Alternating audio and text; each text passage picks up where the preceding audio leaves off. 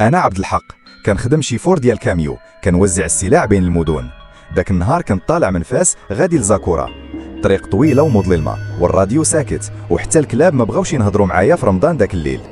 وسط واحد المنعرج خطير شفت شي حاجه بيضاء كتوقف على جنب الطريق.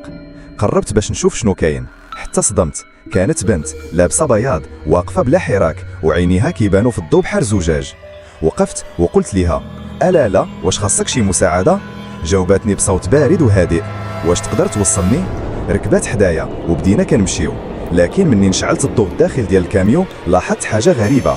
رجليها ما كاينينش، ماشي مقطوعين، لا غير ما كاينينش، بحال كتركب فوق الكرسي وما كتهزش الارض. قلبي بدا يدق ويدي كترتعش فوق السكان. سولتها: فين غادي؟ جاوباتني: انا معاك في كل طريق غادي تمشي فيه. بدات تهضر على حياتي، قالت لي على اشياء ما عمر حتى واحد عرفهم، حتى حاجه كنت مخبيها من الصغر. وعرفت انني ماشي مع انسانه عاديه. وفجاه الساعه في الراديو توقفات والكاميو طفى بوحدو وسط الجبل. خرجت نشوف الموتور، رجعت ما لقيتهاش، ولكن لقيت واحد الورقه في المقعد ديالها مكتوب فيها: رجعتي تعيش، ولكن الثمن غادي يجي قريب. من داك النهار وانا حياتي تبدلات. السلعه كتختفي، الناس كتقول شافوني في بلايص ما مشيتش ليهم، والاحلام ديالي كلها فيها هي.